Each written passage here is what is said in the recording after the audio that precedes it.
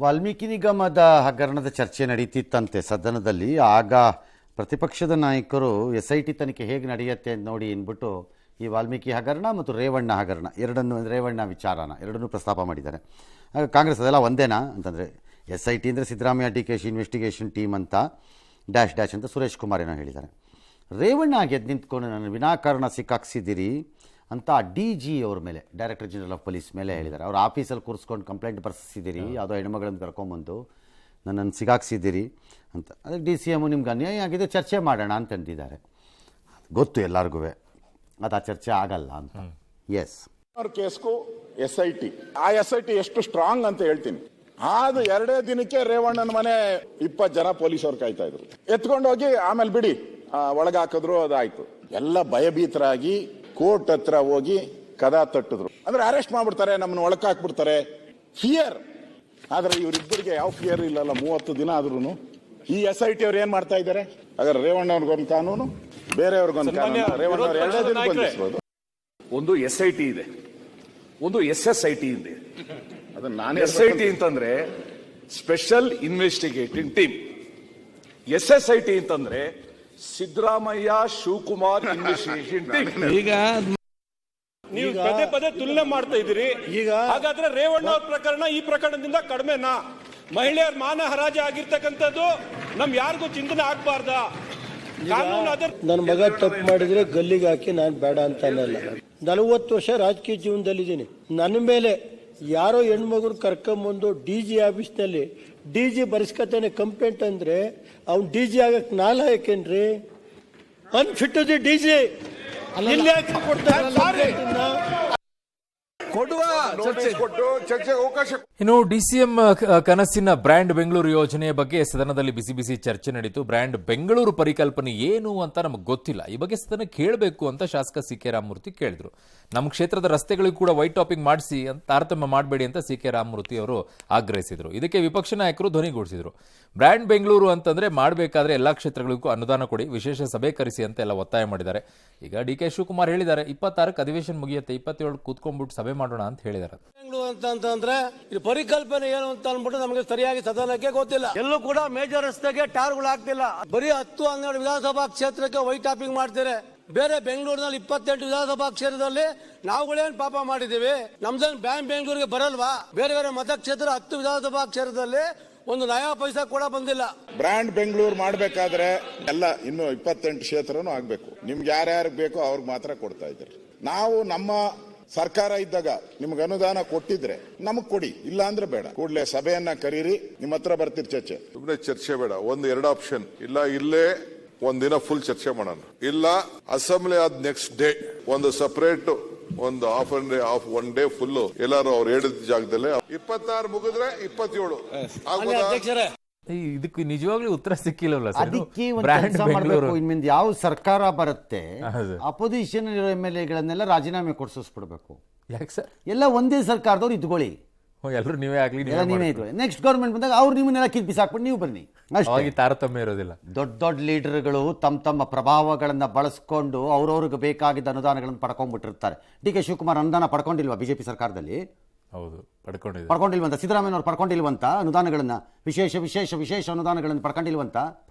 ಮತ್ತೆ ಹಾಲು ಉತ್ಪಾದಕರಿಗೆ 700 ಕೋಟಿ ಹೋಗಬೇಕು, ಅದು BJP ಟೈಮು. 200 ಕೊಟ್ಟಿದ್ದೀವಿ, ಉಳಿದಿದ್ದಿನ ಹಂತ ಹಂತವಾಗಿ ಕೊಡ್ತೀವಿ. ಯಾಕೆ ಕೊಡ್ತೀರಿ ಹಂತ ಹಂತವಾಗಿ? ಮತ್ತೆ ಸರ್ ಇನ್ನೊಂದು ಹಂತವಾಗಿ 3 ರೂಪಾಯಿ ಜಾಸ್ತಿ ಮಾಡಿದ್ರೆ ಆಯ್ತಪ್ಪ, ಈಗಲೇ ಕೊಟ್ಬಿಡು ಮಾಡ್ಬಿಡೋದನ್ನ ರೈತರಿಗೆ ಕೊಟ್ವಿ. ರೈತರನ್ನು ಉಳಿಸಿದ್ದೇವೆ, ಗ್ರಾಹಕರನ್ನು ಸಾಯಿಸಿದ್ದೇವೆ ಅಂತ ಹೇಳ್ಕೋಬೋದು ಬೇಕಾರೆ. ಅದನ್ನು ಮಾಡಿ ಏನಕ್ಕೆ? ಇದಷ್ಟೇ ಅಲ್ಲ, ನಿಮ್ಮ ಪ್ರಣಾಳಿಕೆನಲ್ಲಿ ಅಡಿಷನಲ್ ಕಾಸ್ಟ್ ಬೇರೆ ಹೇಳ್ಕೊಂಡಿದ್ದೀರಿ, ಹೆಚ್ಚಿಗೆ ಕೊಡ್ತೀವಿ, ಅದು ಬೇರೆ ಹೇಳ್ಕೊಂಡು ಕೂತಿದ್ದೀರಿ. ಮತ್ತು ಮೊನ್ನೆ ರೈಸ್ ಮಾಡಿದ್ದು 2 ರೂಪಾಯಿ ಇನ್ನೂ ರೈತರು ಕೊಟ್ಟಿಲ್ಲ. ದೋಖಾ ಸ್ಟೇಟ್ಮೆಂಟ್ ಅದು ಹೌಸಲ್ಲಿ.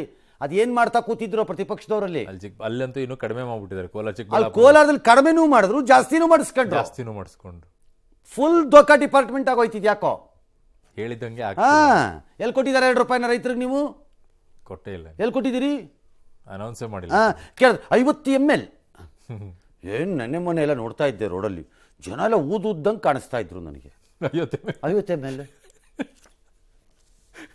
ಎಸ್ ಇನ್ನು ಮದ್ಯಪ್ರಿಯರಿಗೆ ಫುಡ್ ಡೆಲಿವರಿ ಆ್ಯಪ್ಗಳು ಕಿಕ್ಕೇರಿಸೋ ಸುದ್ದಿ ಕೊಡ್ತಾ ಇವೆ. ಝೊಮ್ಯಾಟೊ, ಸ್ವಿಗ್ಗಿ ಸಂಸ್ಥೆಗಳು ಶೀಘ್ರದಲ್ಲಿ ಲಿಕ್ಕರ್ ಡೆಲಿವರಿ ಮಾಡೋಕೆ ಮುಂದಾಗಿವೆ ಅಂತೆ. ಕರ್ನಾಟಕ, ದೆಹಲಿ, ಹರಿಯಾಣ, ಪಂಜಾಬ್, ತಮಿಳುನಾಡು, ಗೋವಾ, ಕೇರಳದಂಥ ರಾಜ್ಯಗಳಲ್ಲಿ ಈಗಾಗಲೇ ಪೈಲಟ್ ಪ್ರಾಜೆಕ್ಟ್ ಎಲ್ಲ ಶುರು ಮಾಡೋಕೆ ಫುಡ್ ಡೆಲಿವರಿ ಆ್ಯಪ್ಗಳು ತಯಾರಿ ಮಾಡ್ಕೊಂಡಿವೆ. ಇದರ ಸಾಧಕ ಬಾಧಕಗಳ ಬಗ್ಗೆ ಚರ್ಚಿಸಿ ಮುಂದಿನ ನಿರ್ಧಾರವನ್ನು ಮಾಡ್ತಾರಂತೆ. ಈಗಾಗಲೇ ಒಡಿಶಾ, ಪಶ್ಚಿಮ ಬಂಗಾಳದಲ್ಲಿ ಲಿಕ್ಕರ್ ಹೋಮ್ ಡೆಲಿವರಿಗೆ ಅನುಮತಿ ಇದೆ. ಹೋಮ್ ಡೆಲಿವರಿ ಕಾರಣ ಮದ್ಯ ಮಾರಾಟದಲ್ಲಿ 20-30% ಹೆಚ್ಚಳವಾಗಿದೆ ಅಂತ ಹೇಳ್ತಾ ಇದ್ದಾರೆ. ಅಲ್ಲಿ ಅದು ಇಲ್ಲೂ ಪ್ರಯತ್ನ ಪಡ್ತಾ ಇದ್ದಾರೆ. ಅಲ್ಲ, ಇವರು ಆ್ಯಪ್ ಅವ್ರು ಮಾಡ್ಕೊಂಬಿಡಕ್ಕಾಗಲ್ಲ. ಪರ್ಮಿಷನ್ ಸರ್ಕಾರ ಗೌರ್ನಮೆಂಟ್ ಕೊಡಬೇಕಾಯ್ತು. ಎಕ್ಸೈಸ್ ಆಕ್ಟ್ ಅಲ್ಲಿ ಬರುತ್ತೆ ಅದು. ಸರ್ಕಾರ ಅನುಮತಿ ಕೊಡುತ್ತೋ ಬಿಡುತ್ತೋ ನನಗೆ ಗೊತ್ತಿಲ್ಲ. ಅಲ್ರಪ್ಪ, ಅಕ್ಕಿ ಕೊಟ್ಟಾಯ್ತು, ವಿಷ ಕೊಟ್ಟಾಯ್ತು, ಮಾಂಸ ಆಯಿತು, ಎಲ್ಲನೂ ಆಗಿದೆ. ಈಗ ಇನ್ನದು ಗುಂಡೊಂದು ಏನು? ಗಾಂಧಿ ಕಂಡ ಕನಸನ್ನ ಕೊನೆ ಹಂತದಲ್ಲಾದ್ರೂ ಈಡೇರಿಸೋದು ಬೇಡವೇ? ಮನೆ ಮನೆಗೆ ಕೊಡ್ರಿ ಅಂತ ಕಡೆಗೆ ಮನೆ ಮನೆಗೆ ಗುಂಡು ಹೌದು ಕೊಟ್ಟು ಬಿಡಿ. ಅಲ್ಲಿ ಅಮೆರಿಕದಲ್ಲಿ ಅದು ಗುಂಡು, ಇದು ಗುಂಡು ಹಾಕಳಿ ಹೇಳ್ತೀನಿ ಇಬ್ರು ಸೈಲೆಂಟಾಗಿ. ಬಟ್ ಆ ಲಿಕ್ಕರ್ ಲೈಸೆನ್ಸ್ ಇರೋರ್ದು ಪರಿಸ್ಥಿತಿ ಏನಾಗುತ್ತೆ ಚೆಕ್ ಮಾಡ್ಕೊಳ್ಳಿಕ್ಕೆ ಅವ್ರು ಗಲಾಟೆ ಮಾಡ್ತಾರೆ ಗ್ಯಾರಂಟಿ. ನೀವು ಪ್ರತಿ ವರ್ಷ ಅವ್ರ ಲೈಸೆನ್ಸ್ ಫೀ ಜಾಸ್ತಿ ಮಾಡ್ತಾ ಇರೋದು, ಪ್ರತಿ ವರ್ಷ ಅವ್ರಿಗೆ ಕಾಟ ಕೊಡ್ತಿರೋದು. ಒಂದು ಶಿಫ್ಟ್ ಆಗಬೇಕು ಅಂದರೆ ಬಾಯಿ ಬಂದಂಗೆ ಕಾಸು ಕೇಳೋದು, ಲಂಚದ ಗಿರಾಕಿಗಳೆಲ್ಲ ಆಗ್ಬಿಟ್ಟಿರ್ತಾರೆ ಅಲ್ಲಿ. ಇಲ್ಲಿ ನೀವು ಇಲ್ಲೂ ಬಿಟ್ಬಿಟ್ರೆ ಅವ್ರ ಬಿಸ್ನೆಸ್ ಎಗರೋಗ್ಬಿಡುತ್ತೆ. ಆಗೇನಾಗುತ್ತೋ ಗೊತ್ತಿಲ್ಲ ನನಗೆ. ಒಂದು ಕೊನೆಯದೊಂದು ಉಳ್ಕೊಂಬಿಟ್ಟಿದೆಯಲ್ಲ, ಅದನ್ನು ಯಾವತ್ತು ಕೊಡ್ತಾರೆ? ಏನು ಸರ್? ಮಾರಿವಾನ, ಗಾಂಜಾ.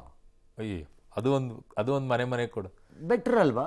ಅದಕ್ಕೆ ಆ ಲಿಮಿಟೇಷನ್. ಹುಡುಗರು ಎಲ್ಲೆಲ್ಲೋ ಹೋಗಿ ಯಾವ್ಯಾವುದೋ ರೂಮ್ಗಳಲ್ಲಿ ಮಲಕ್ಕೊಂಡು, ಚುಚ್ಕೊಂಡು, ಬಿದ್ಕೊಂಡು, ಸತ್ಕೊಂಡು ಯಾಕೆ ಬೇಕಪ್ಪ?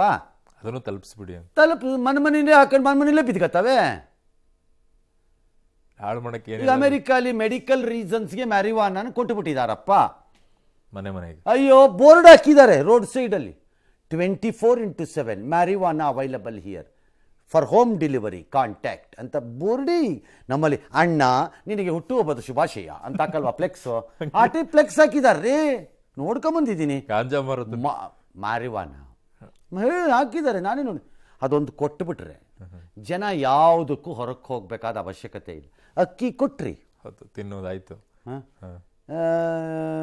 ಗಂಡಸರಿಗೆ ಬಸ್ಸು ಫ್ರೀ ಇಲ್ಲ, ಹಂಗಾಗಿ ಅವ್ರೇನು ಹೋಗ್ಬೇಕು ಅಂತ ಆಸೆ ಇಲ್ಲ. ಹೆಣ್ಮಕ್ಳು ಹೋಗ್ತಾರೆ, ಪವರ್ ಕೊಟ್ಟಿದ್ದೀರಿ, ಮನೇಲಿ ಇರ್ತಾರೆ ಆರಾಮಾಗಿ. ಒಂದು 2,000 ರೂಪಾಯಿ ಹೆಣ್ಮಕ್ಳು ಕೊಡ್ತೀರಿ, ಅದ್ರಲ್ಲಿ ಗಂಡ ಜಗಳ ಆಡೋ ಬಡದಾಡ್ಕೊಂಡು 1,000 ಕಿತ್ಕೊತಾನೆ ಅಡ್ಜಸ್ಟ್ ಮಾಡ್ಕೊಂಡು. ಗುಂಡೊಂದು ಕೊಡ್ಬಿಡ್ರಿ, ಮನೇಲಿ ಆರಾಮಾಗಿ. ಮುಂದೆ ಒಂದು ಸ್ಕೀಮ್ ತನ್ನಿ, ಮನೆಗೆ 2 ಬಾಟಲ್ ಗುಂಡು, ಅದು ಫ್ರೀ ಆಗ ಸರ್. ಫ್ರೀ ಬೆಸ್ಟ್ ರೀ. ಮನೆಯಿಂದ ಆಚೆ ಹೋಗೋಂಗೆ ಇಲ್ಲ. ಇದು ಗಾಂಧಿ ಕಂಡ ಕನಸಿನ ರಾಜ್ಯಗಳು ನಡೀತಿರುವ ರೀತಿ. ಹೆಸರು ಹೇಳೋದು ಮಾತ್ರ ಮಹಾತ್ಮ ಗಾಂಧೀಜಿಯವರು ಹೇಳಿದಂತೆ, ಗಾಂಧೀಜಿಯವರ ಪರಿಕಲ್ಪನೆಯಂತೆ ಸ್ವಾತಂತ್ರ್ಯ ಹೋರಾಟದ ಈ ಪಕ್ಷ ಅಂತ ಗಾಂಧಿ ತತ್ವಗಳ ಮೇಲೆ ಹೋಗ್ತಾ ಇದೀವಿ ಅಂತಾರೆ. ಜಮ್ಮು ಕಾಶ್ಮೀರ ಗುಂಡೀಂದ್ರಲ್ಲಿ ಒಂದಾಗತ್ತೆ, ಜೊಮ್ಯಾಟೊ ಅವ್ರು ಯಾರು ಮಾಡ್ತಾರಲ್ಲ ಅವ್ರು ಮಾರಕ್ಕೆ ಬರಲ್ಲ, ಅಂಗಡಿಗಳಿಂದಾನೇ ತಗೋಬೇಕು. ಹಂಗಾಗಿ ಅಂಗಡಿಯವ್ರಿಗೆ ಲಾಭ ಆಗ್ಬೋದೇನೋ, ಮನೇಲಿ ಕೂತವ್ರು ತಂಪಾಗಿ ಜಾಸ್ತಿ ಹಾಕ್ಬೋದು, ಟೆನ್ಷನ್ ಇಲ್ವಲ್ಲ. ಪೊಲೀಸ್ನವ್ರು ಹಿಡಿತಾರೆ, ಉಪ್ಪು ಅಂತ ಊದು ಅಂತಾರೆ, ಇವೆಲ್ಲ ಟೆನ್ಷನೇ ಇಲ್ಲ, ಜಾಸ್ತಿ ಕುಡ್ಕೊಳ್ಳಿ ಆಗ್ಬೋದು ಮೋಸ್ಟ್ಲಿ. ಜಮ್ಮು ಕಾಶ್ಮೀರದ ದೊಡ್ಡದಲ್ಲಿ ಭಯೋತ್ಪಾದಕರು ಮತ್ತೊಮ್ಮೆ ಅಟ್ಟಹಾಸ ಮೆರೆದಿದ್ದಾರೆ. ಪರಿಣಾಮ 4 ಯೋಧರು ಮೃತಪಟ್ಟಿದ್ದಾರೆ, ಓರ್ವ ಸೇನಾಧಿಕಾರಿ ಸೇರಿದಂತೆ. ಕ್ಯಾಪ್ಟನ್ ಬ್ರಿಜೇಶ್ ಥಾಪಾ ಹೋಗಿದ್ದಾರೆ, ಅವ್ರ ತಂದೆನೂ ಸೇನೆಯಲ್ಲೇ ಇದ್ರಂತೆ, ನಿವೃತ್ತರಾಗಿದ್ದರಂತೆ. ಸರಿ, ಹುತಾತ್ಮರಿಗೆ ಸಂತಾಪ ಸೂಚಿಸಿರೋದೆಲ್ಲ ಸರಿ. ನಮ್ಮ ಸೈನಿಕರು ಮತ್ತು ಕುಟುಂಬಗಳು BJP ಸರ್ಕಾರದ ತಪ್ಪು ನೀತಿಯಿಂದ ಶಿಕ್ಷೆ ಅನುಭವಿಸ್ತಿದೆ ಅಂತ ಕಾಂಗ್ರೆಸ್ ಗಲಾಟೆ. BJP ಇದೆಲ್ಲ ಸರಿ ಇಲ್ಲ ಅಂತ ಹೇಳಿದ್ದಾರೆ. ನನ್ನ ಪ್ರಕಾರ ಅದು ಸರಿ ಇಲ್ಲ. ಕಾರಣ, ನೀವು ಕಾಂಗ್ರೆಸ್ನವ್ರು ನಾಳೆ ಬಂದರೂ ನಿಲ್ಲಿಸ್ಬಿಡ್ತೀರಾ 100%, ಯಾರೂ ನಿಲ್ಲಿಸೋಕ್ಕಾಗಲ್ಲ. ಇದು ಕಿತಾಪತಿ ನಡೀತಿರೋದು. ಹಾಗಾಗಿ ಈ ವಿಚಾರದಲ್ಲಿ BJP ಪಾಲಿಸಿ, ಟೆರರಿಸಮಲ್ಲಿ ಕಾಂಗ್ರೆಸ್ ಪಾಲಿಸಿ ಅಂತೇನಿಲ್ಲ. ಕಾಶ್ಮೀರದಲ್ಲಿ 370 ತೆಗೆದುಹಾಕಿದ್ರ ಪರಿಣಾಮಗಳು ಅನ್ನೋ ಇಷ್ಟು ವರ್ಷ ಇಲ್ಲದೆ ಈಗ ಯಾಕೆ ಬರುತ್ತೆ? ಈಗ ಯಾಕೆ ಬಂತು? ಅದಕ್ಕೆಲ್ಲ ಸೀಸನ್ಗಳದು, ಕಿರಿಕಿಗಳನ್ನು ಮಾಡ್ಕೊಂಡು ಆ ದೇಶದಲ್ಲಿ ಯಾರೋ ಅವನು ಬುಡಕ್ಕೆ ಬೆಂಕಿ ಬಿದ್ದಾಗ ಇಲ್ಲಿ ಮಾಡಿಸ್ತಾನೆ ಡೈವರ್ಷನ್. ಏನೇನೋ ಇದಕ್ಕೆ ಒಂದೇ ನಾವು ಎಲ್ಲರೂ ಅಂದ್ಕೊಂಡು ಬಲಿ ಹಾಕೋಣ ಅಂತ ಮಾಡಿದ್ರೆ ಆಗತ್ತೆ. ರಾಜಕಾರಣ ಮಾಡ್ಕೊಂಡ್ರೆ ಮಾಡ್ಕೊಳ್ಳಿ, ನಾಳೆ ನಿಮ್ಮ ಸರ್ಕಾರ ಬಂದಾಗಲೂ ನಡೆದಾಗಲೂ ಇದೇ ಹೇಳ್ತಾರೆ, ಇದು ಕಾಂಗ್ರೆಸ್ ತಪ್ಪು ನೀತಿ. ಹಂಗಾರೆ ಕಾಂಗ್ರೆಸ್ ಸರ್ಕಾರ ಇದ್ದಾಗ ಜಮ್ಮು ಕಾಶ್ಮೀರದಲ್ಲಿ ಇರಲಿಲ್ವಾ ಟೆರರಿಸಮು? ಜಾಸ್ತಿನೇ ಇರಲಿಲ್ವಾ ಅವಾಗ? ಪಂಜಾಬಲ್ಲಿ ಇರಲಿಲ್ವಾ ಅವತ್ತು ಟೆರರಿಸಮು? ಇತ್ತು ಸರ್. ಮತ್ತೆ ಎಸ್ ಇನ್ನು ಪುರಿ ಜಗನ್ನಾಥ ಮಂದಿರ ರಹಸ್ಯಗಳ ಆಗರವಾಗಿರುವಂತೆ ತೋರ್ತಾ ಇದೆ. ರತ್ನ ಭಂಡಾರದ ಕೊಠಡಿಯ ಕೆಳಭಾಗದಲ್ಲಿ ಮತ್ತೊಂದು ರಹಸ್ಯ ಕೊಠಡಿ ಇದೆ ಅಂತ ಇತಿಹಾಸಕಾರ ಹೇಳ್ತಾ ಇದ್ದಾರೆ. ಸುರಂಗದ ಮಾರ್ಗದ ಮೂಲಕವಾಗಿ ತೆರಳಿದರೆ ರಹಸ್ಯ ಕೊಠಡಿಯಲ್ಲಿ 34 ಕಿರೀಟ, ರತ್ನ ಖಚಿತ ಸ್ವರ್ಣ ಸಿಂಹಾಸನ, ಮಹಾಲಕ್ಷ್ಮಿಗೆ ಸಂಬಂಧಿಸಿದ ಆಭರಣ, ದೇವರ ಚಿನ್ನದ ವಿಗ್ರಹಗಳು ಸೇರಿ ಅಪಾರ ಸಂಪತ್ತು ಇದೆ ಅಂತಿದ್ದಾರಂತೆ. ಮುಸ್ಲಿಂ ರಾಜರ ದಾಳಿಗಳಿಂದ ಈ ಸಂಪತ್ತನ್ನು ರಕ್ಷಿಸೋಕೆ ಪುರಿ ರಾಜ ಕಪಿಲೇಂದ್ರ ದೇವ್ ರಹಸ್ಯ ಕೊಠಡಿ ನಿರ್ಮಿಸಿದ್ರು ಅಂತಿದ್ದಾರೆ. 1902ರಲ್ಲಿ ಬ್ರಿಟಿಷ್ ಅಧಿಕಾರಿಗಳು ರಹಸ್ಯ ಕೊಠಡಿ ಅನ್ವೇಷಣೆಗೆಲ್ಲ ಪ್ರಯತ್ನ ಪಟ್ಟಿದ್ದಾರೆ, ಬಟ್ ಅವರು ವಿಫಲವಾಗಿದ್ದಾರಂತೆ. ಇದೀಗ ರತ್ನ ಭಂಡಾರದ ಕೊಠಡಿಯನ್ನು ಓಪನ್ ಮಾಡಿಸಿರುವ ಬಿಜೆಪಿ ಸರ್ಕಾರ ಈ ಕೊಠಡಿಯತ್ತ ಗಮನ ಹರಿಸಬೇಕು ಅಂತ ಇತಿಹಾಸಕಾರರು ಕೇಳ್ತಾ ಇದ್ದಾರೆ. ಅಲ್ಲ, ಇತಿಹಾಸಕಾರ ಕೇಳಲಿ, ಅದು ಇದೆಯಾ ಆ ಥರ ರಹಸ್ಯ ಕೊಠಡಿ ಒಂದು? ಇವ್ರು ಹೇಳ್ತಾರೆ ಸರ್, ಆ ರೀತಿ ಗೊತ್ತಿಲ್ಲಪ್ಪ. ಅಮೆರಿಕದ ಅಧ್ಯಕ್ಷ ಚುನಾವಣೆಯಲ್ಲಿ ಇವತ್ತು ಟ್ರಂಪ್ಗೆ ಅವ್ರ ಪಾರ್ಟಿ ರಿಪಬ್ಲಿಕನ್ ಪಾರ್ಟಿ ನಾಮಿನೇಟ್ ಮಾಡಿದೆ. ನೀವೇ ನಮ್ಮ ಅಧ್ಯಕ್ಷರಾಗ್ತೀರಿ ಸರ್, ನಡೀರಿ ಸರ್ ಎಲೆಕ್ಷನ್ಗೆ ಹೋಗೇ ಬಿಡೋಣ ಅಂತ. ಈ ಮಧ್ಯೆ ಅವ್ರು ಗುಂಡೊಡೆದವಂತ ತಂದೆ ಹೆಸರು ಒಂದು 20ಕ್ಕೂ ಹೆಚ್ಚು ರೈಫಲ್ ನೋಂದಣಿ ಆಗಿದೆ. ಅವ್ನು ಈಗಲೂ ಯಾಕೆ ಗುಂಡೊಡೆದಿದ್ದಾನೆ ಅಂತ ಗೊತ್ತಿಲ್ಲ. ಅವ್ನಿಗೆ 20 ವರ್ಷ ನೆಟ್ಟುಗುಂಡು ಪಿಸ್ತೂಲ್ ಹಿಡ್ಕೊಳಕ್ಕೆ ಬರಬಾರ್ದು ಅವನಿಗೆ. ಬಟ್ ಅವನು ಅಷ್ಟು ಕರೆಕ್ಟಾಗಿ ಶೂಟ್ ಮಾಡಿದ್ದಾನಪ್ಪ. ಒಂಚೂರು ಹೆಚ್ಚು ಕಡಿಮೆ ಆಗಿದ್ರೆ ಬುರ್ರ ಕಿತ್ಕೊಂಡು ಹೋಗ್ಬಿಡೋದು ಅದು ಅಲ್ಲೇನೆ. ಸರಿ, ಈ ಮಧ್ಯೆ ಅವ್ರು ವೈಸ್ ಪ್ರೆಸಿಡೆಂಟನ್ನು ಆಯ್ಕೆ ಮಾಡ್ಕೊಂಡ್ಬಿಟ್ಟಿದ್ದಾರೆ. ಸೆನೆಟರ್ ಒಹಾಯೋ ಸೆನೆಟರು ಜೆ ಡಿ ವ್ಯಾನ್ಸ್ನ 39 ವರ್ಷ, ಅತ್ಯಂತ ಕಿರಿಯ, ನಿಕ್ಸನ್ ಆದಮೇಲೋ ಏನೋ ಅತ್ಯಂತ ಕಿರಿಯ ವ್ಯಕ್ತಿ ಉಪಾಧ್ಯಕ್ಷ ಸ್ಥಾನಕ್ಕೆ ಇದಾಗ್ತಾ ಇರೋವಂಥದ್ದು. ಒಂದೇ ಒಂದು ಸಂಬಂಧ ಏನಪ್ಪ ಅಂದರೆ ಭಾರತದ ಜೊತೆ ಆತ ಮದುವೆ ಆಗಿರೋದು ಉಷಾ ಚಿಲಕೂರಿಯಿಂದ, ಆ ಮೂಲತಃ ಆಂಧ್ರದವರು. ಬಟ್ ಆಕೆ ಹುಟ್ಟಿ ಬೆಳೆದಿದ್ದೆಲ್ಲ ಸ್ಯಾಂಡಿಯಾಗೋನಲ್ಲಿ. ಅವ್ರ ತಂದೆ ತಾಯಿ ಹೋಗಿರೋದು ಅಮೆರಿಕಕ್ಕೆ. ಅವರು ಈಗ ಆದರೆ ತಕ್ಷಣ ಭಾರತದ ಸಂಬಂಧ ಅಂತ ನಾವು ಹೇಳ್ಕೊಬೋದು ನಾವು ಬೇಕಾದ್ರೆ. ಸೊ ಈಗ ನಮ್ಮ ಪ್ರಾಬ್ಲಮ್ ಸಾಲ್ಡ್. ಈಗ ಏನ್ ಸರ್, ನಮ್ದು ಈಗ ಕುದುರೆ ರೇಸಲ್ಲಿ 1ನೇ ಕುದುರೆ ಗೆಲ್ಲೋದು ಯಾವುದು, 2ನೇ ಕುದುರೆ ರೇಸ್ ಗೆಲ್ಲೋದು ಯಾವುದು ಅಂತ ಎರಡು ಗೊತ್ತಿದ್ರೆ ಎರಡಕ್ಕೂ 10 ರೂಪಾಯಿ ಹಾಕೋಬಿಟ್ರೆ 1ನೇದು ಸೋತ್ರೆ 2ನೇದ್ರಲ್ಲಿ ಹಾಕಿದ್ರಲ್ಲಿ ಕಾಸು ಬರುತ್ತೆ, 2ನೇದು ಸೋತ್ರೆ 1ನೇದ್ರಲ್ಲಿ ಕಾಸು ಬರ್ತದೆ. ಹಂಗೆ ಈಗ ರಿಪಬ್ಲಿಕನ್ ಪಾರ್ಟಿನಾದರೂ ಬರಲಿ, ಯಾಕೆಂದರೆ ಭಾರತದ ಮೂಲದವರಿದ್ದಾರೆ. ಡೆಮಾಕ್ರೆಟ್ ಆದರೂ ಬರಲಿ, ಯಾಕೆಂದರೆ ಭಾರತದ ಮೂಲದವರು ಇದ್ದಾರೆ. ಕಮಲಾ ಹ್ಯಾರಿಸು ಹೌದು ಅಷ್ಟೇ. ಓಕೆ.